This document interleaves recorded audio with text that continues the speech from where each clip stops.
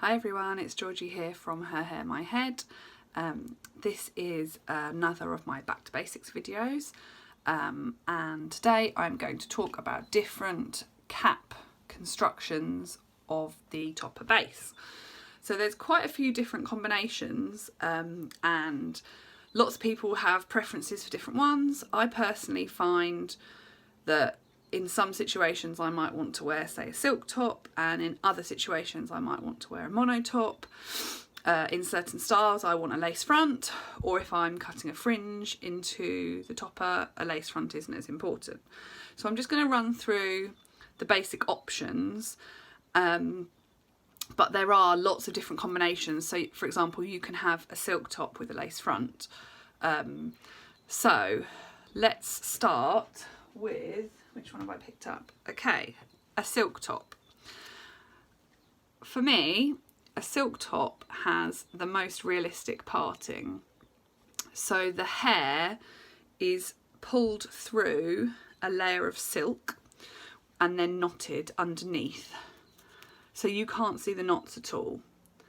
But that means you have got a few layers, because you've obviously got a layer of silk that the hair is pulled through. Sometimes they're pulled through more than one layer of silk.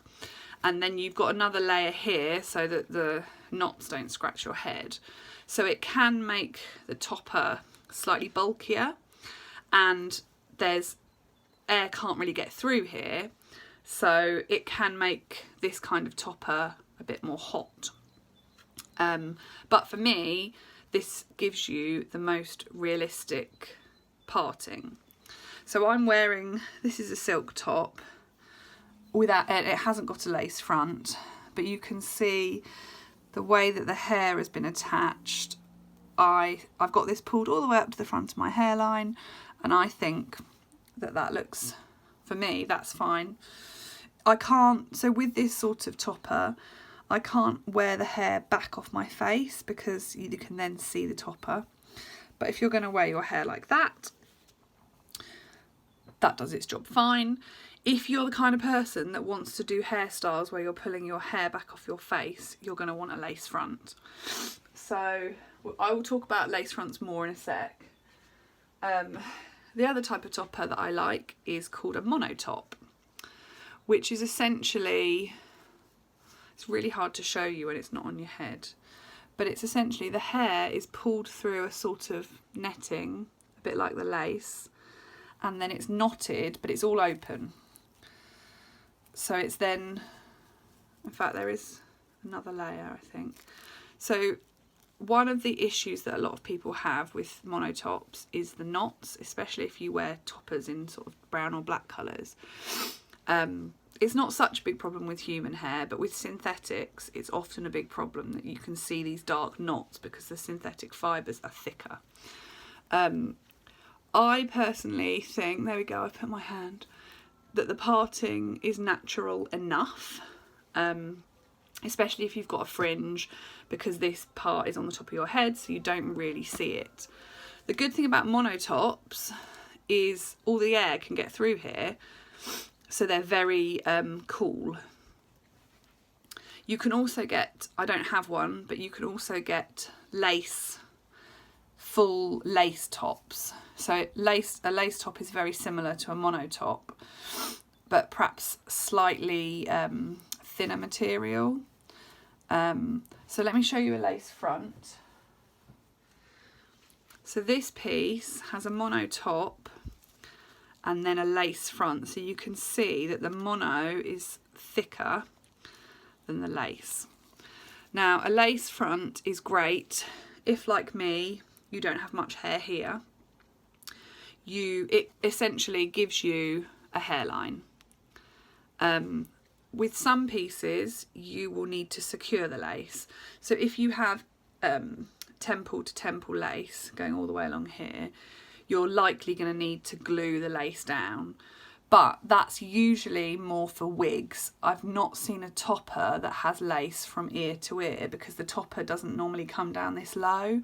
I've seen, in fact I think this John Renault one, the lace goes quite far, so it goes temple to temple. What I said before wasn't temple to temple, that was ear to ear. The lace goes temple to temple, but the way that it fits onto my head, I haven't found that I've needed to stick it down. So again, you can see the knots, but I don't think they're too obvious on this piece. The other thing that you often get with toppers is wefts.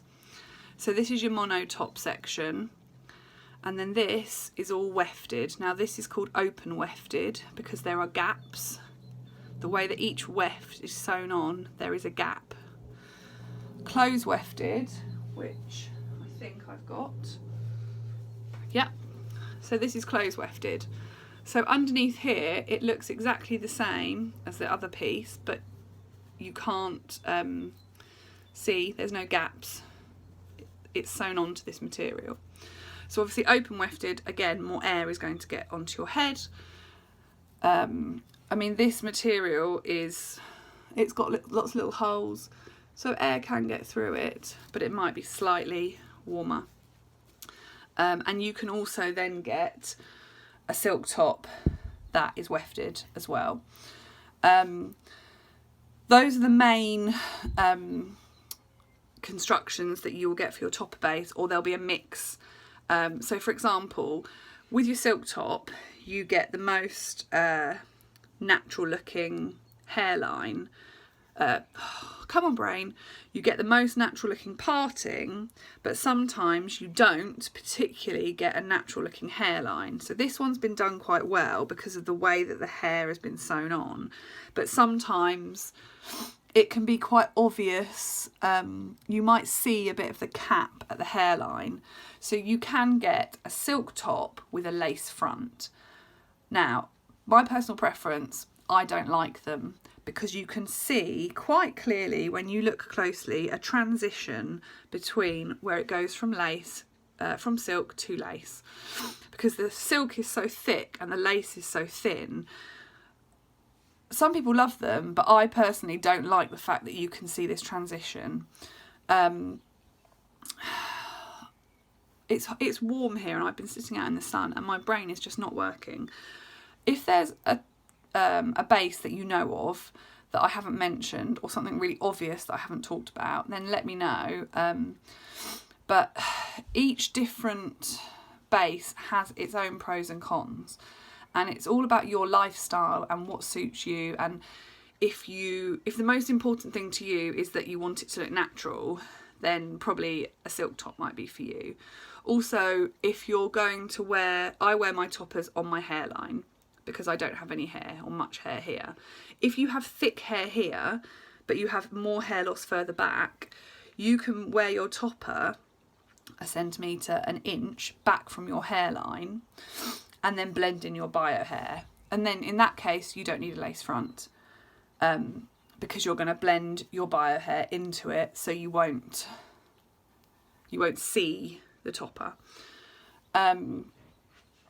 But I sort of have a love-hate relationship with lace fronts.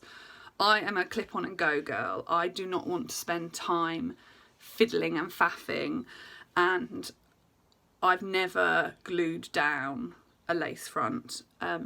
But I can see why there are pros to doing that, especially if you do want to do these sort of different hairstyles, perhaps where you had your hair back more. Plus, I'm really scared of ruining the lace because the lace is very fragile. But again, that's for another video. So this was just a general roundup